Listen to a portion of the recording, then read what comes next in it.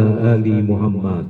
Allahumma rabbana taqabbal minna salatana wa siyamana wa ruku'ana wa sujudana wa qu'udana wa tadarru'ana wa tahassu'ana wa ta'abudana wa tamim taqsirana ya rabbal alamin wa tarhamna lana kuna minal khasirin. Ya Allah, di saat hari ini dengan izin-Mu ya Allah, kami berkumpul dengan Bapak Dewan DPR Provinsi kami ya Allah, yang kami pilih dahulu ya Allah, membawa perubahan yang lebih baik pada bangsa kami, wabil khusus ya Allah, Dumai yang kami cintai ini ya Allah.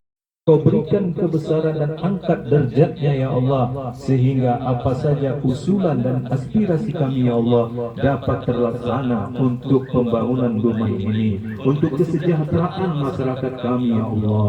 Rabbana atina fid dunya hasanah wa fil akhirati hasanah wa qina azabannar. Subhana rabbika rabbil izzati amma yasifun wa salamun alal mursalin walhamdulillahi rabbil alamin. Terima kasih. Dari fraksi Gerindra Provinsi Riau dan saya kader Gerindra. Bapak Ibu sudah kenal sama Pak Haji Hardianto sebelumnya? Belum ya Bu?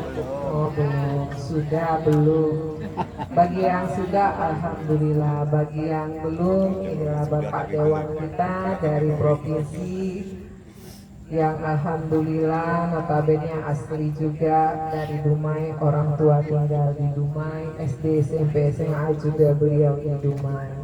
Kembali ke Dumai melaksanakan tugas dan alhamdulillah ini sudah titik ke-20. Nggak boleh disebutkan rahasia, untuk nggak jadi masih gitu. Kode rahasia negara. Bapak Ibu yang saya banggakan, saya dan Pak Hardianto selain satu partai kami juga satu organisasi. Bapak Hardianto membina, membantu, memfasilitasi dari ibu-ibu yang ada di BMD, mak-mak yang ada di BMD. Sudah banyak yang diberangkatkan Pak Haji Hardianto untuk ikut pelatihan. Alhamdulillah yang saya lihat sekarang hasilnya ada pelatihan batik dan pelatihan olahan kue. Pelatihan yang sudah dilaksanakan batik, olahan kue, jahit, menenun. Kemudian untuk buat tas apa namanya Mak Epa? Pelatihan apa buat tas rangkai bunga, kerajinan. Nah itu sudah difasilitasi semua oleh Pak Haji Hardianto. Luar biasa Bapak Dewan kita yang tadinya mak-mak tidak tahu apa-apa, sekarang sudah bisa, bahkan sudah bisa menghasilkan. Salah satu contoh saya sampaikan di sini adalah batik. Batik kami dari BMD sudah ada yang dijual keluar, tapi memang belum dipatenkan. Tadi ada pembahasan terkait hal tersebut. Nah, inilah salah satu dari Bapak Haji Hardianto. Kalau salah satu berarti sebagian, kalau salah banyaknya banyak banget yang sudah beliau lakukan Pak untuk kota Dumai, yang alhamdulillah pada saat ini sudah bisa kita nikmati. Mungkin sudah banyak Pak Hardianto. Kalau semuanya nggak mungkin juga dengan keterbatasan. Benar itu.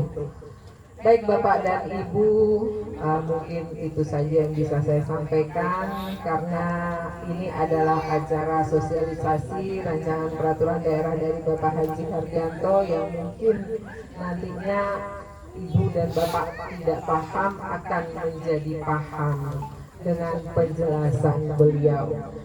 Itu saja yang bisa saya sampaikan. Wassalamualaikum warahmatullahi wabarakatuh. Yaitu dari Ibu Lurah Kelurahan Bukit Datu, Ibu Guswalida SKM. Pada Ibu kami persilakan.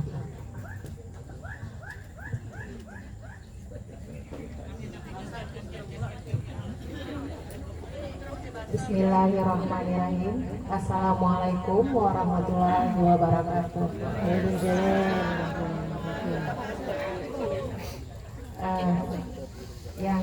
kita hormati Bapak Dewan Provinsi kita, yaitu Bapak Haji Hardianto SEMM, ya, yang sama-sama kita hormati, yaitu Ibu Enta beserta tim. Terima kasih. Yang saya hormati Bapak Ketua RT Sekelurahan Bukit Datuk, yaitu yang hadir hari ini, bisa hadir saya lihat PRT 5, PRT 6, PRT 7 ya Pak. Terima kasih Pak. Yang saya hormati tokoh agama, tokoh masyarakat, ibu kader, juga ibu-ibu PKK Sekelurahan Bukit Datuk. Salawat serta salam tidak lupa kita panjatkan kehadirat Allah Subhanahu wa Ta'ala dengan mengucapkan Allahumma shalli ala Sayyidina Muhammad wa ala ali Sayyidina Muhammad. Pada kesempatan hari ini kita sudah kedatangan Bapak Dewan Provinsi. Terima kasih Pak Hardianto sudah datang dan meluangkan waktu di kelurahan kami, sudah ingat dengan kelurahan kami dan melaksanakan kegiatan pada hari ini. Dan pada hari ini mungkin saya harap Bapak bisa menampung aspirasi atau usulan daripada warga Kelurahan Bukit Datuk yang mungkin nantinya bisa membangun ataupun mensejahterakan untuk Kelurahan Bukit Datuk. Mungkin dari kader-kader Posyandu nanti bisa berkesempatan ya ibu-ibu bisa disampaikan langsung aspirasinya terhadap Pak Hardianto. Mudah-mudahan Pak Hardianto bisa mengabulkan ataupun terlaksana ke depannya gitu loh. Amin. Mungkin itu saja yang bisa saya sampaikan. Wabillahi taufiq wal hidayah. Wassalamualaikum warahmatullahi wabarakatuh. Belum kenal, izin, nama saya Hardianto, lahir dan besar di Dumai Bapak Ibu. Saya lahir, kalau Bapak Ibu orang tua dulu pasti tahu, di Bidan Karyami. Nah tahu lah, pasti tahu, orang tua saya tahu. Jangan-jangan kita semua alumni Bidan Karyami kan? Ya karena itu bidan paling tua di Dumai. Nah, jadi kalau saya curiga Bapak Ibu, kalau orang tua-tua di Dumai ini tak lahir di Bidan Karyami, berarti lahir di Dukun Kampung. Jadi Bapak Ibu itu SD saya SD 011 dekat Gang Tenaga, SMP 2. Bapak Ibu tahu SMP 2 di mana?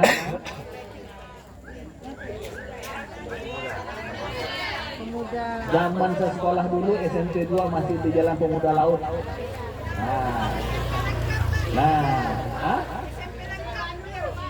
Betul. Berarti ibunya alumni SMP 2. Ada. Kenapa SMP lengkap? Lengkap semuanya. Ada banjirnya, ada kandang kambingnya. Bapak Ibu, saya dulu Bu, Pak, kami lah asal ada hujan kayak ini senang betul nih. Betul banjir tak sekolah nih. Berkucah.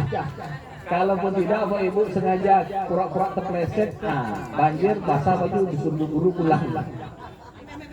Yaitu macam-macam kelas dua Bapak Ibu. Dan SMA 2 Jaya Mukti.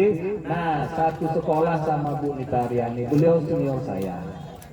Ada alumni SMA 2 sini Pak, Bu. Di Baruna ini ada guru saya, guru fisika. Jamilah. Iya. Iya. Anaknya Mirza namanya. Di Malaysia sekarang? Oh dulu tinggal ya sini ya? Oh udah sekarang pindah. Nah, Mardianis apa salah? Namanya guru saya, guru fisika. Ya. Oke Ibu. Karena saya tahu waktu itu beliau tinggalnya di Baruna. Iya, Oke Ibu. Oh udah pindah ya Pak? Nah, jadi itu Bapak Ibu, mak saya sekarang masih tinggal di Jalan Mawar. Tahu Jalan Mawar Bu, Pak? Di mana? Ah, betul. Berarti kalau warga Pak RT yang tahu Jalan Mawar, berarti bahasanya agak ke jalan Pak RT. Paso pantai namanya Bu. Nah, kalau Bu tak ada salah tuh, itu Bu. Nah, pokoknya Bapak Ibu, tengok aja lah satu-satunya bundaran kuburan, nah itulah dia. Itu bundaran kuburan kaum bangsawan di Dumai. Kaum Wan-Wan, Tengku, Said, Sarifah itu. Itu bentuk penghargaan kita kepada orang asli dan memang sebetulnya keluarga-keluarga yang memang mengawali tinggal di Dumai. Nah, Wan-Wan, Sarifah, Tengku, kan itu kaum bangsawan di zaman kerajaan Melayu dulu. Bapak Ibu, jadi kita ini sama-sama orang Dumai. Cuman dapat amanah jadi anggota DPRD Provinsi Riau, kantor di Pekanbaru, terpaksalah tinggal di Pekanbaru. Kalau saat itu sebelum ada tol, saya Bapak Ibu, saya bolak-balik ke Pekanbaru Dumai, memang tumpur Bu. Badan tumpur, biaya tumpur. Nah, kan waktu 2014 kan belum ada tol Bu. Tol baru awal 2020. Kalau tak salah saya diresmikan perdana dibuka Agustus kalau tidak salah. Kalau tak salah. Jadi Bapak Ibu, kami dari fraksi Partai Gerindra, fraksinya Pak Prabowo, yaitu presiden kita yang ke-8. Nah, Bapak Ibu, kami dari DPRD Provinsi Riau, izin Pak Ustadz, Pak Bu Lurah, berarti kita ada 2 kegiatan yang langsung turun ke masyarakat. Yang pertama reses, kami sudah selesai. Yang kedua sosialisasi rancangan peraturan daerah. Nah, insya Allah ini yang kita laksanakan. Nah, Bapak Ibu, pertanyaan kadang-kadang muncul, apa itu kegiatan itu? Nah, jadi sosialisasi rancangan peraturan daerah ini, nah dari DPRD Provinsi Riau itu tujuannya pertama, bagaimana masyarakat kita yang tidak tinggal di pusat ibu kota, tinggal di daerah-daerah seperti Dumai, ngerti bahwa aturan yang ada di Republik Indonesia ini bukan hanya undang-undang, tapi ada namanya tingkat ke bawah, hierarkinya itu paling bawah namanya peraturan daerah. Peraturan daerah ini aturan Bapak Ibu yang mengatur dan mengikat seluruh warga di mana perda itu dibuat dan berlaku. Nah itu dia. Jadi beda, tapi ini tetap aturan, tapi beda dengan undang-undang. Nanti apa bedanya? Yang pertama, undang-undang yang kita kenal itu pembentukannya dibuat oleh presiden bersama anggota DPR RI atau pusat. Yang kedua Pak Ibu, undang-undang berlaku secara nasional dari Sabang sampai Merauke. Tapi kalau perda berlaku di mana dia dibuat. Contoh, ini yang insya Allah nanti saya sosialisasikan ini adalah rancangan peraturan daerah Provinsi Riau yang buat gubernur bersama kami di DPRD Provinsi. Nah, ini berlaku nanti se-Provinsi Riau 12 kabupaten kota termasuk Dumai. Nah, atau nanti Perda Kota Dumai yang membuat bupati wali kota bersama DPRD Dumai. Itu berlaku hanya di Dumai. Kalau Bapak Ibu lewat rumah Pak Ustadz terus sampailah nanti, lewatlah batu terjun sana, sampailah ke batasan Rohil. 1 langkah aja masuk Rohil, perda ini tidak berlaku, perda Dumai tidak berlaku lagi. Terus arah ke Paning, begitu lewat Selenseng masuklah setapak di Tanjung Leban, maka perda Dumai tidak berlaku. Tapi kalau perda Provinsi Riau, selagi Provinsi Riau masih berlaku. Yang ketiga Bapak Ibu, penegakan dan pengamanan undang-undang itu biasa dilakukan oleh kawan-kawan di kepolisian. Tapi kalau peraturan daerah, penegakan dan pengamanannya itu biasa dilakukan oleh kawan-kawan di Satpol PP. Gitu. Setakat ini paham Bu? Tak paham Bu Bu Nah, jadi lanjut. Nah, sebelum itu kan mohon maaf, itu tadi di luar kemampuan dan kemauan kita bersama, hujan deras turun. Nah, sehingga waktu pelaksanaan tentu terlambat dan diundur. Ibu ya? Tapi kata Pak Ustadz tadi, hujan itu salah satu berkah yang Allah berikan kepada kita. Tapi kadang-kadang itu nih Pak Ustadz tak tahu bila, ya Bu. Hujan lebat kan malah tak bisa kemana-mana. Tapi tak hujan panas, panasnya. Air tak ada. Nah, Tapi itulah kita manusia, tempat salah dan silap dan penuh kekurangan. Suai? Tahu suai aja. Bapak Ibu, Pak Ustadz, Bu Lurah, Pak RT, Pak Basri. Jadi tujuan yang kedua Perda ini, perancangan peraturan daerah yang disosialisasikan adalah bahwa karena ini nanti ketika ini baru rancangan, ketika jadi perda mengatur seluruh masyarakat Provinsi Riau termasuk Bapak Ibu semua, makanya di RT ini kita lakukan sosialisasi supaya masyarakat, makanya buku saya bagikan supaya nanti ada kesempatan baca, mana tahu menurut Bapak Ibu, oh di rancangan perda ini ternyata ada pasal yang mengatur menguntungkan pihak tertentu, tolong buang, sampaikan, akan kita buang. Kita usulkan nanti dibuang. Karena perda ini tidak spesifik mengatur orang perorangan atau kelompok tertentu, tapi mengatur dan berusaha bisa menaungi semua kepentingan masyarakat. Atau nanti ternyata, Pak, di rancangan peraturan daerah ini ada pasal yang kami usulkan ternyata belum mengakomodir atau mencakup kebutuhan atau kepentingan masyarakat, kami usulkan pasal boleh. Itulah tujuannya supaya nanti, saya katakan tadi, pertama supaya masyarakat tahu bahwa ada peraturan daerah. Yang kedua, supaya masyarakat punya hak dan bisa memberikan masukan supaya ketika peraturan rancangan menjadi peraturan, maka ini mengatur masyarakat dan tidak memberatkan masyarakat. Begitu, Pak Ibu. Lanjut. Udah masak malam belum? Belum. Bapak Ibu, buku yang saya bagikan salah satunya tentang rancangan peraturan daerah pemberdayaan ketahanan keluarga. Nah, itu contoh salah satunya. Jadi Bapak Ibu, dalam rancangan buku itu, izin saya tak kupas dari A sampai Z. Kalau saya kupas A sampai Z, besok pagi itu baru selesai. Mau?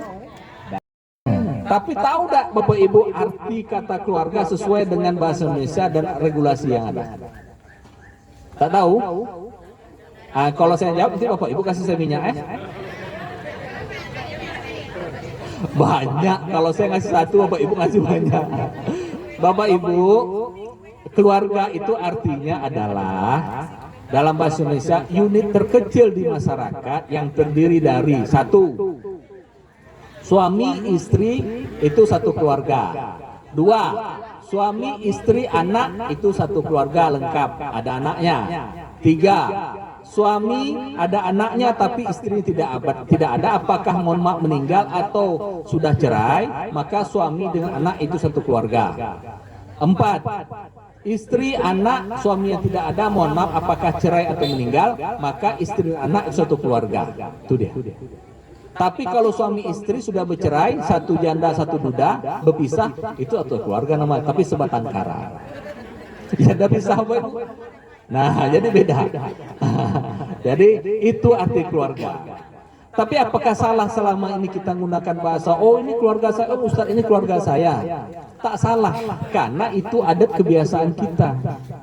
Yang penting sampai detik ini, setiap kita bicara dengan tetangga, dengan orang lawan bicara, kita mengatakan, oh ini keluarga saya, kita ngerti semua, ya Bu. Walaupun sebetulnya itu pemahamannya adalah kerabat atau saudara. Tapi tak ada masalah, tidak ada yang salah. Saya katakan tadi arti keluarga dari bahasa Indonesia dan regulasi.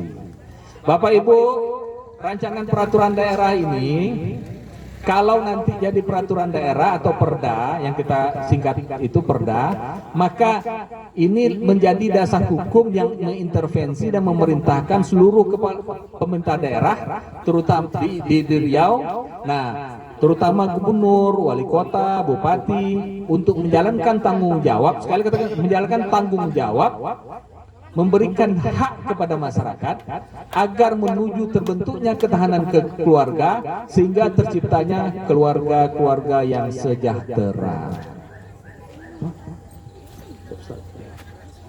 Artinya Bapak Ibu, kalau kita berbicara hukum, kita berbicara azas bernegara, maka keluarga sejahtera itu menjadi tanggung jawab pemerintah dan menjadi hak masyarakat. Tapi Bapak Ibu jangan pula mentang-mentang pulang dari sini sampai di rumah ibu-ibu karena ramai nih Pak RT. Bang, tadi Hardianto itu bilang, Bunda Hardianto itu bilang, Bang, itu kesejahteraan itu jadi hak kita, masa tanggung jawab pemerintah. Besok saya kejual lagi Bang, di rumah aja nanti pemerintah datang tuh. Nah, jadi tidak seperti itu Bapak Ibu. Silakan masyarakat terus melaksanakan kegiatan kehidupan sehari-hari, bekerja, berusaha, berdagang, berkebun, bertani, nelayan. Tapi pemerintah nanti akan melakukan seleksi pendataan mana warga-warga yang kategorinya mampu atau kaya, mana warga-warga kita dalam kategori miskin, tidak mampu, berpenghasilan rendah, sehingga kategorinya belum sejahtera. Nah apalagi nih Pak RT, Bu Lurah, ini kan sekarang kita ada perubahan data dari tahun lalu sebelumnya DTKS, ini sekarang data menjadi DTSEN. DTSEN, jadi kelurahan kita udah selesai nih Bu Lurah, mohon maaf. Udah selesai DTSEN. Udah ya. Bapak Ibu, saya katakan tadi bahwa kalau ada warga kita belum masuk data DTSEN, maka jangan malu-malu komunikasi dengan Pak RT atau Bu Lurah. Kenapa? Kita harus maklum, kelurahan ini pertama sumber daya manusianya terbatas. Ditambah palingan nanti anggota PSM cuma 2 orang ya Bu per kelurahan. Iya? 2. Nah artinya apa? Takutnya mana tahu yang belum terdata, supaya bisa terdata. Yang kedua Pak Ibu, terkait DTSEN, saran saya ketika ada pendataan atau sudah lalu, tapi memang kalau sudah lalu ya, kalau belum, kalau ada pendataan kasihlah informasi yang betul. Karena DTSEN ini menjadi data utama pemerintah untuk menentukan siapa saja warga Republik Indonesia ini yang berhak mendapatkan bantuan dari pemerintah. Jangan nanti gara-gara segan, malu, orang data seharusnya mohon maaf gajinya atau pendapatan sebulan cuma 2 juta, dibilang oh 5 juta karena segan nih. Ternyata seharusnya keluarga itu berhak mendapatkan bantuan, masuk DTSN-nya ada 10 desil, desil 1 atau desil 5, ternyata karena bilang 5 juta tadi masuk desil 6 tak dapat bantuan. Tujuan bantuan ini adalah meringankan beban hidup masyarakat dan sehingga sama dengan perda ini. Tujuannya nanti menuju masyarakat atau keluarga yang sejahtera.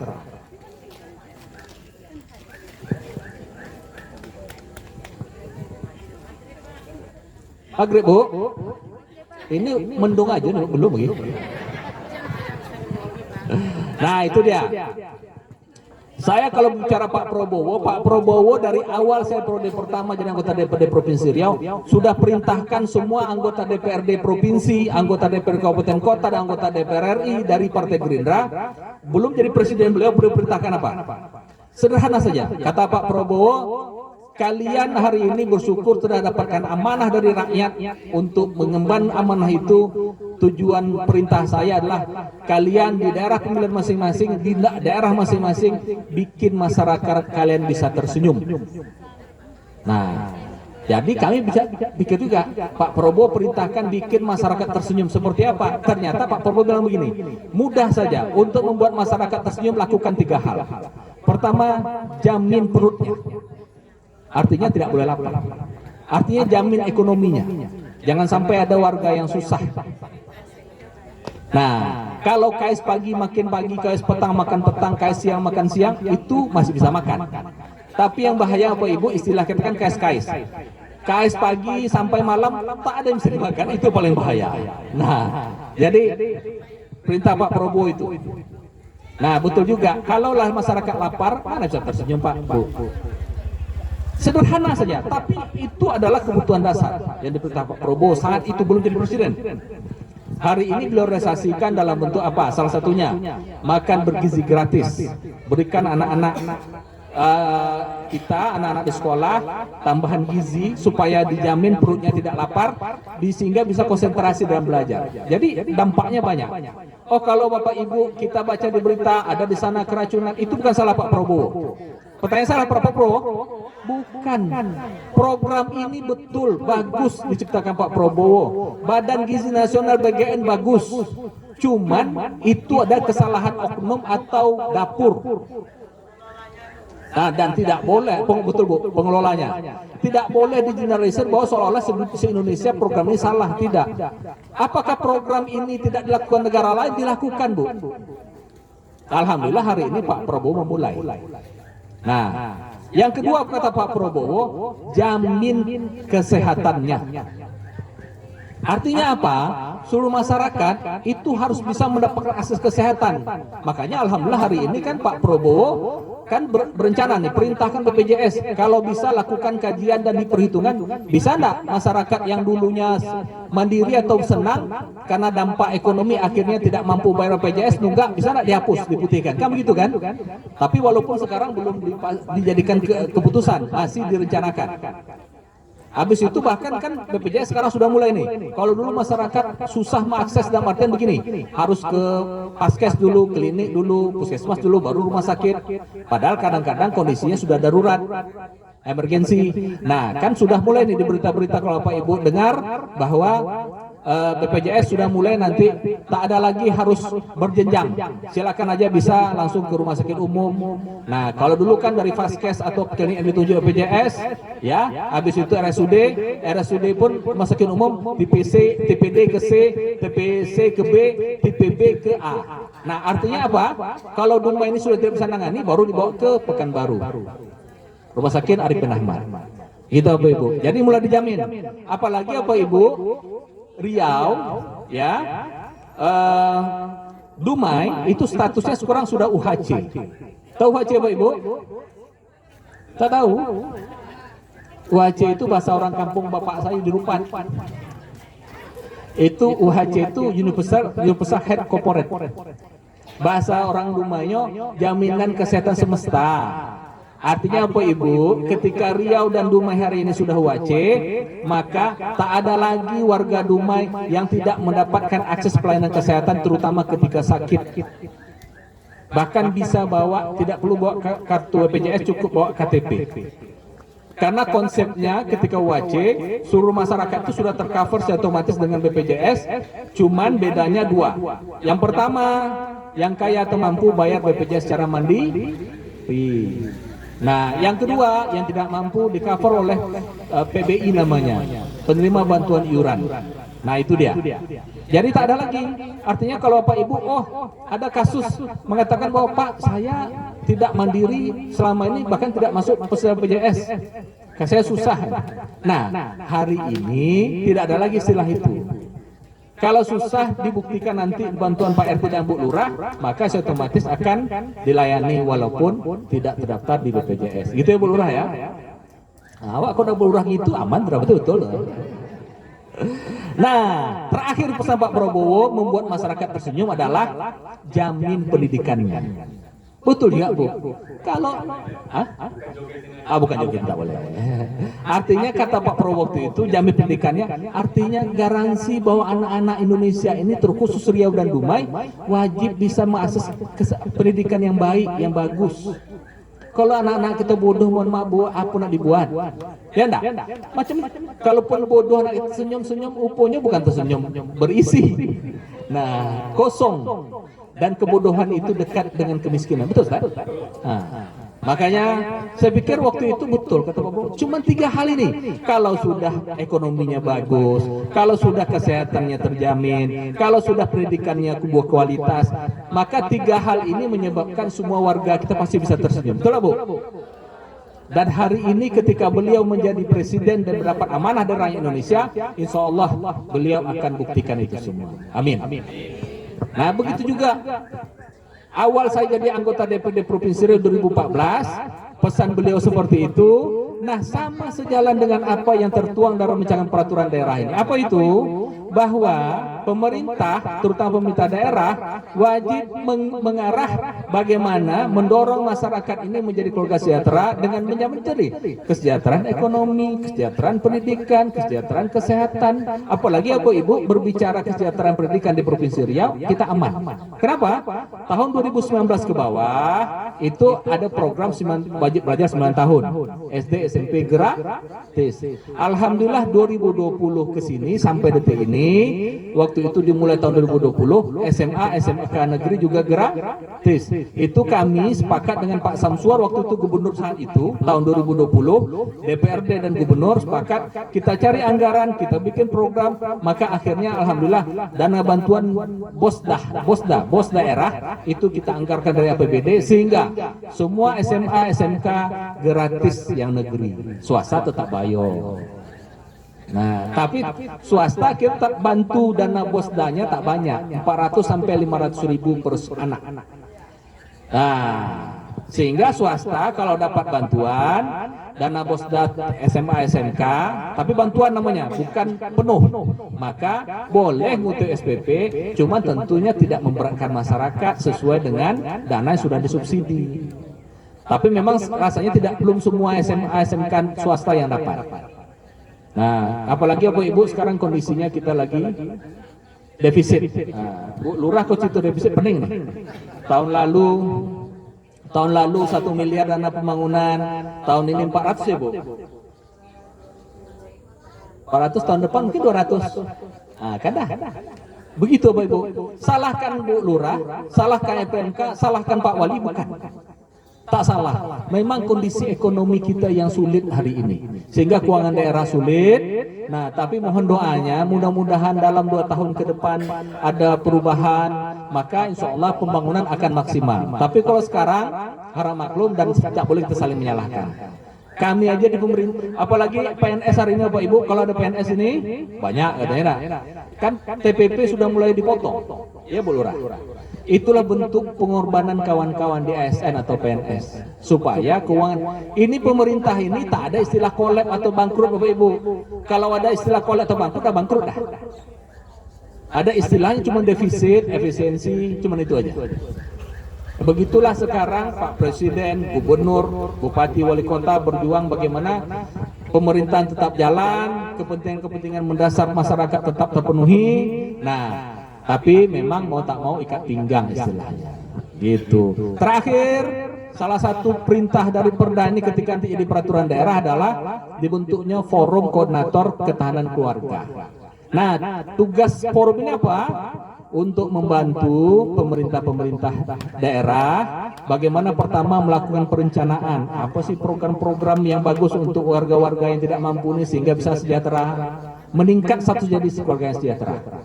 Apa melakukan pengawasan pembinaan seperti itulah lebih kurang. Setakat ini paham Bu? Tetap juga kurang angguk lah Ibu. Karena hujan ya Pak RT. Karena hujan Bapak Ibu sejuk ngantuk. Tapi kejap lagi nak maghrib. Nah jadi itu. Setakat ada pertanyaan? Tak ada Bu.